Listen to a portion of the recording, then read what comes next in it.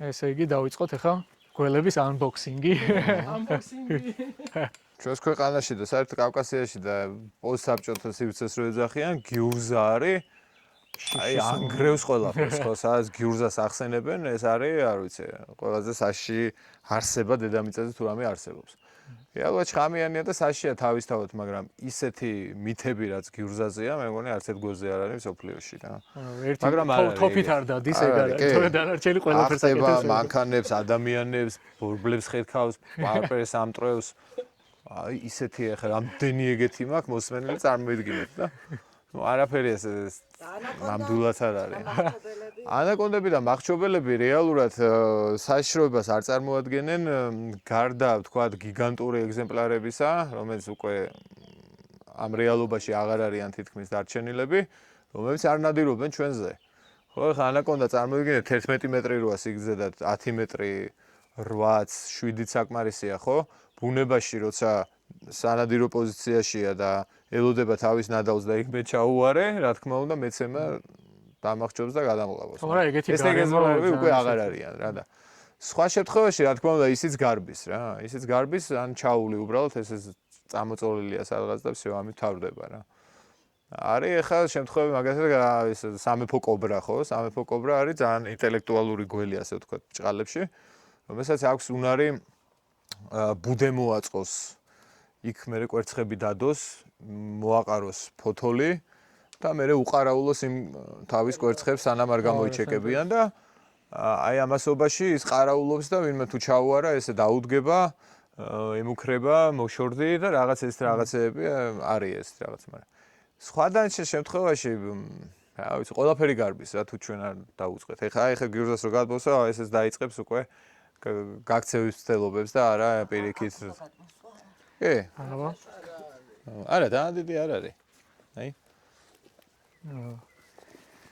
ეს არის გიურზა. გავხავშალოთ. ბიჭია თუ გოგო? ეს არის მდედრი. მდედრი. ამას ხვარი რო ყავს? მდედრი. არა ყავს. ქვეწამავებს ოჯახურად ცხოვრება არ ახასიათებთ. არ ახასიათებთ ძელვადიანი ურთიერთობები. არ ახასიათებთ მშობლის ინსტინქტი.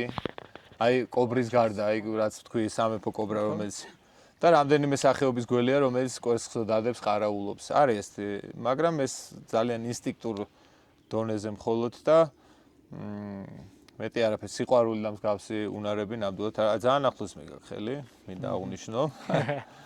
ხა, ეგ უკვე სახიფათო მანძილია, აი გველის თვითონ დაიძაბა. აი ესეთი მდგომარეობა, ან პოზას რო იჭერს ხო რაღაცა ყველა სხეულის ნაწილი თავთან ახლოს აქვს.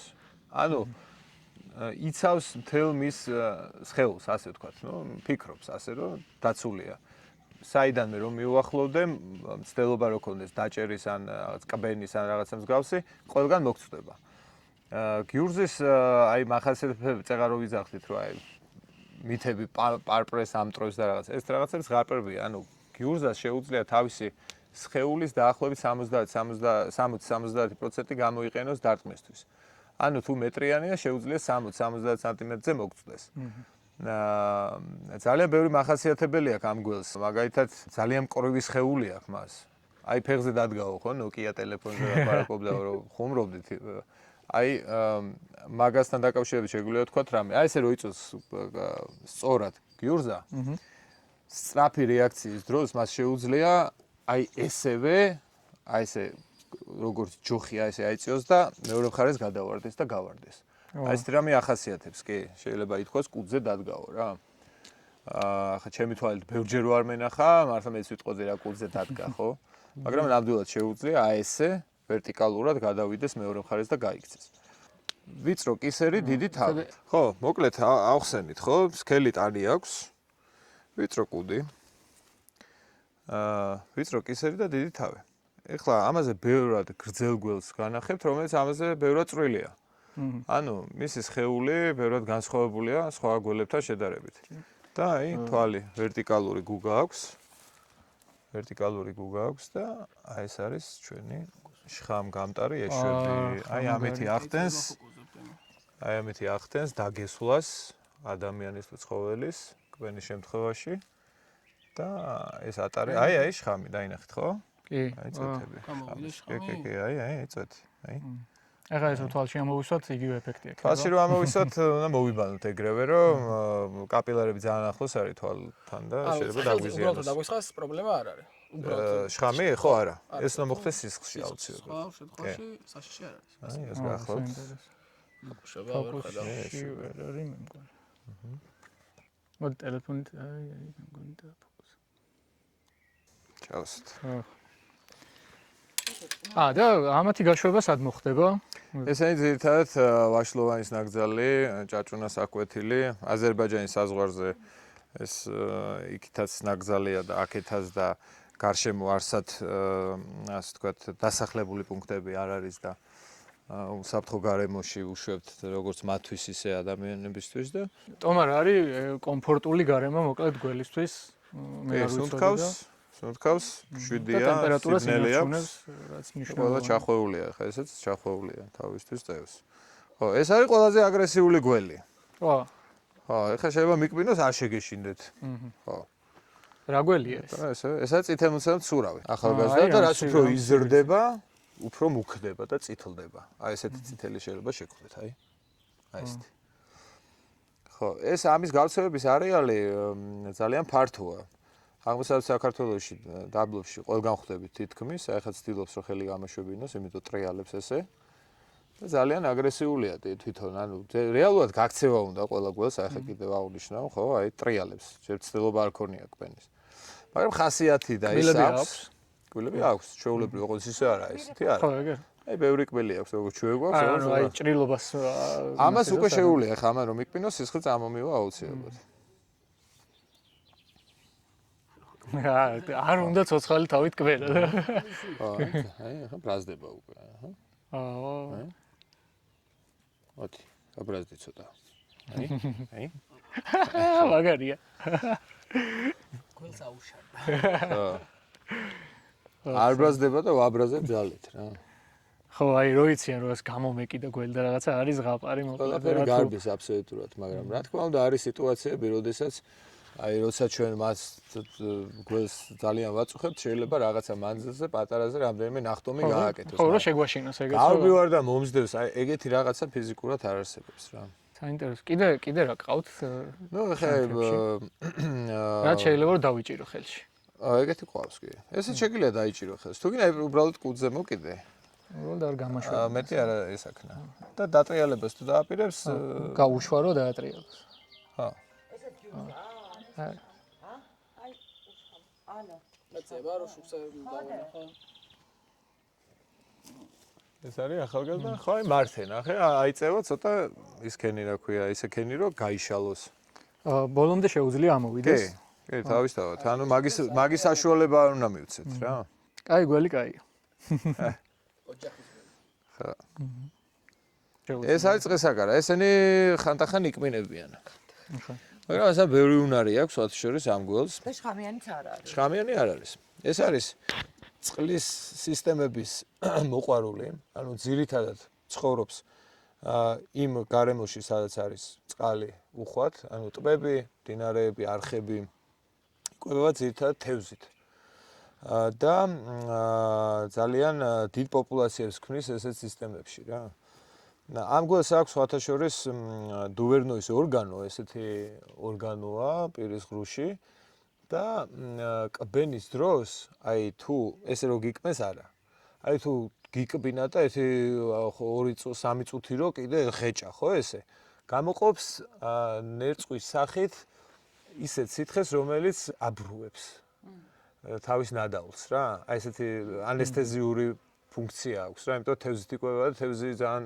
ისეთია და უნდა რომ მოადუნოს მაინც და აი ეგ ადამიანისთვის საშიში არ არის თუ ალერგიული რეაქცია არ მოგცა რა პირიქით ხო თუ ადულებს და ხო ვიღაცება შეიძლება ძებლა დაუწყო თან არც იკბინება აი მილიონში ერთმა შეიძლება უკბინოს ადამიანს პლუს ამას კიდე აქვს თავდაცვის უნარი, გამოყოფს დამცავს სითხეს, რომელიც ისეთი საშინელი სუნია, რომ რავი შეიძლება ვერ მოიბანო. ხო, სკუნსივით არის. ეგ სუნია. ასევე აქვს უნარი თავი მოიმკვდარუნოს. ეს ნახოთ აბა რა. აუ, რა მაგარი ის აქციური. აი ეს ხა ისე დაიკლაკნა, რომ წეს თუნა მოიმკვდარუნოს. ახმაც. ხო, აი შიშინებს. აი ნახეთ თავი გაასკელა. გაადიდა თავი. აი ამასაც ბერავს, იწყებს შიშინს, რაღაცა პოზიცია, აი ხა სითხესაც გამოყოფს. და გვაქვეთოს ახლა. ხო და ვითომ ბაძავს შხამიან გველს.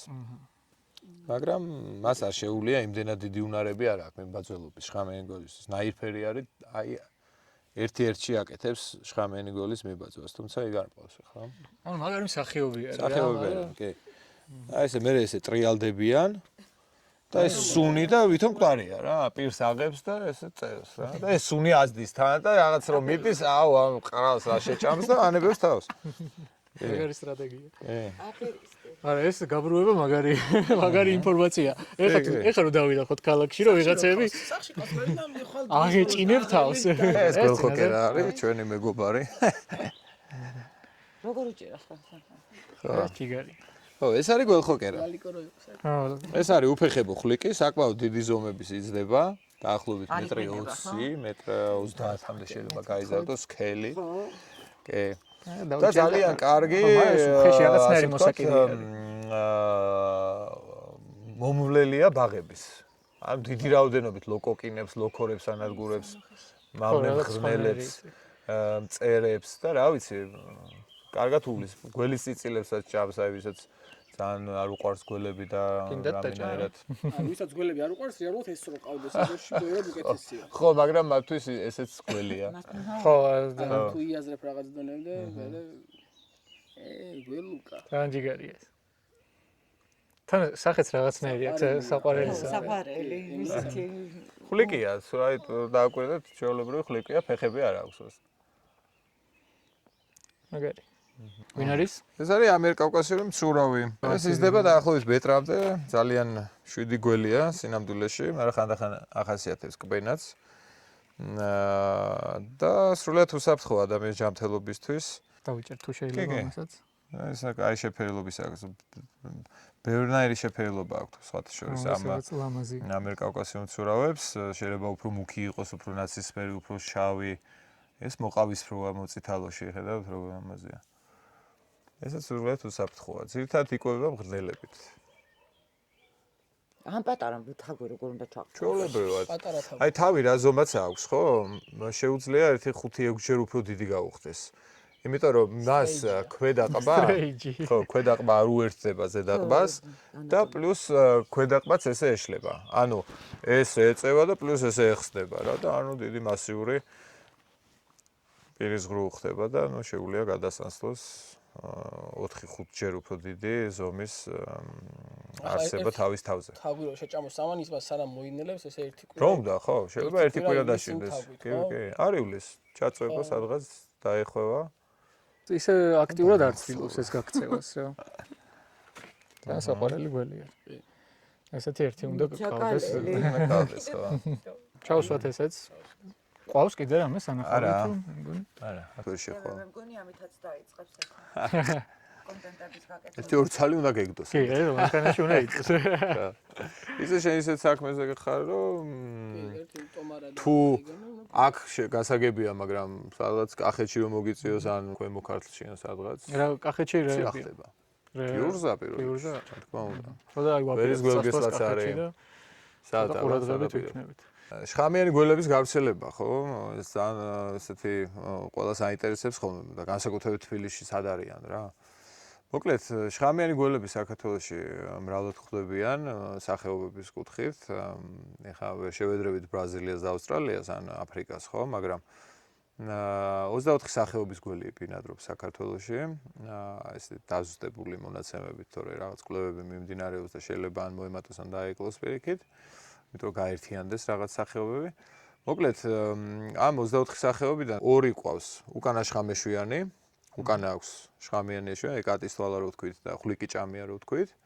მათი შხამი არ არის ძალიან ძლიერი, რა ვიცი 2-3 გრაზანა რო გიგმეს რაღაც მსგავსი ძლიერის არის, თუმცა იმდენად უკან ღრმად აქვს პიროზღლუში, რომ კბენის დროს ვერ აღწევს ადამიანის ხელში და ამიტომ სრულიად კარგავს ხო, უსაფრთხო არის ადამიანისთვის, მაგრამ აი სხვა დანარჩენები რომლებიც მოდიან მაგალითად დინიკის გველგესლა, კავკასიური გველგესლა, ველის გველგესლა, დარევსკი, ცხვირქოსანი, ხო? ესენი მეტად შხამიანები არიან თავისთავად, კატის თვალასთან შედარებით და თქვა ხვლიკი ჭამიასთან შედარებით. თავისუფლად შეუძლიათ ადამიანის დაგესვლა, თუ დაუცველი ფეხსაცმელი გვაქვს თავისთავად, თუ დაჭერას უპირებთ ან რაღაც მსგავსი, თუმცა მომაკვდინებელი არ არის თქვა და იმდენად მომაკვდინებელი გიურზაზეც არ ითქმება რეალურად. უბრალოდ მომაკვდინებელს იმიტომ ამბობენ, რომ გიურზისგან ადამიანის მოკვდინების ძალიან ბევრი ფაქტი არსებობს და ამიტომ ვიძახით რა იძახიან, რომ აი მომაკვდინებელი შხამი. არ აქვს მომაკვდინებელი შხამი, ასე ვთქვათ, აღარ გამოვიყენებ ამ ტერმინს. უბრალოდ ამ შხამებს შეუძლიათ გამოიწვიონ ტკივილები, როგორც ვთქვით, დასიება, შეშუპება, სიცხის ტემპერატურის აწევა, ნექროზული მდგომარეობები და რომელიც გადასხმებით და რაღაც პრეპარატების გამოყენებით გადის. და ძირითადად ესე იგი მთაში გვხვდებიან, ველის გველგესლები, ანუ ეს სომხური გველგესლა, რენარდი და ასე შემდეგ გვხვდებიან ველებზე. დინიკის გველგესლა უკვე მთის ზონაში 1500-დან 2200-მდე ესე. და მე დარესკი მოდის, რომელიც უფრო მაღლა ადის 2700-მდე სადღაც.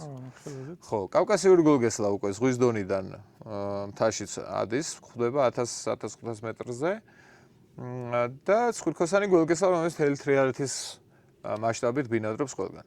რაც შეეხება გიურზას, აი ყველაზე ესეთი ცეცხლოვანი გველი, ბინადრობს აი მატაანიდან რო დავიწყებ. აი იქიდან მოყოლებული მთელი ნეკრესის ქედი, ყვარელი, გამოტოვებულია ლაგოდეხი და მე ისევ გრძელდება დედოფლის წყარო, ვაშლოვანი ის მე მოყვება ესე თბილისისკენ, სამხრეთ ნაწილს გულისხმობ.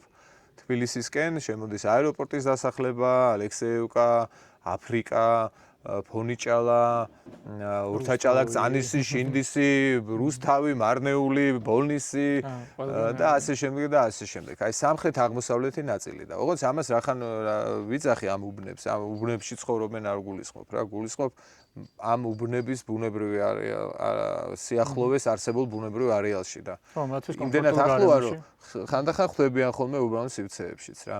აი ეს არის გიურზის გავრცელების არეალი. სხვა უბნებში აბურთალო, აკე, იქ რა ვიცი, ნახალოვკა, გლდანი, იქ გიურზები ახლო-მახლო არ სადაბინადრობენ, მხოლოდ სამხრეთ ნაწილში. უცუდის ქუჩაზე უკვე სამჯერ ვნახე შუა გზაზე გველი. ნუ ესეთი შემთხვევები ძალიან ხშირია, ეგ ხო, ბუნებრივი არეალის სიახლოვე, პლუს ძალიან ბევრი შემთხვევა, როცა მანქანას მოყვება და ჩამოდის, ხო, შევიდა სადღაც მე ჩამოვიდა. შხამიანი გველებიც ეს ხვდებიან ხოლმე, ხო? შეგვიძლია პეკინზე ყოფილა, ვაკეში ყოფილა, ბევრგან ყოფილა, რომ საიდანღაც გიურზა შესულა, სადღაც არ ვიცი, კახეთში ან ბოლნისში, სადმე შევიდა, ჩამოვიდა თბილისში მანქანა, გაჩერდა, ჩამოვიდა გველი და იქ მოხვდა გიურზა. ხო, აი ესეთი შემთხვევები არის რა, მოკლედ რა. ეთი უდიდესი მადლობა ამ ხელა ცოდნის გაზიარებისთვის. როგორ გიადრება და კიდე დიდი სიამოვნებით მოგაწვდი ყველანაირ ინფორმაციას, როდესაც კი რამე დაგჭირდება.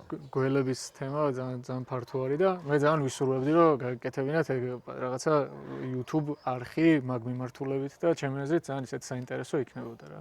კიდევ ერთხელ მადლობა თქვენ. მადლობა ვარკინს. მე მგონი საინტერესო გამოვიდა და ეს ინფორმაცია როგორც თავიდან დავიწყეთ, ანუ გველის შიში მომდინარეობს ინფორმაციის ნაკლებობით და ჩემი აზრით ეს დაეხმარება ადამიანებს, რომ ეს შიშები დაძლიოთ და ისე შეხვდნენ უფრო გველებს, როცა დაინახავენ შიშის მაგივრად, რაღაცა 2 წუთი დათმონ, რომ გაიცნონ გველი საფრთხის შემცველი არის თუ არა. ნამდვილად. ასე რომ გველი არის მეგობარი, არ ჩაარტყათ ბარი თავში. როგორ ძახია ჩვენი ილეონელი მეგობრები, ჩვენი ილეონი მეგობრები როგორ ამბობენ? გველი არის მეგობარი. არ ჩაარტყა თავში ბარი, გველი არის მეგობარი, ხო. ნამდვილად. თქვენ კი გამოიწერეთ არხი, დააკომენტარეთ თუ მოგეწონათ, თუ რამდენად საინტერესო იყო ეს ეპიზოდი. ჩვენ კი შევხვდებით შემდეგ ეპიზოდში დიდი ალბათობით კახეთით.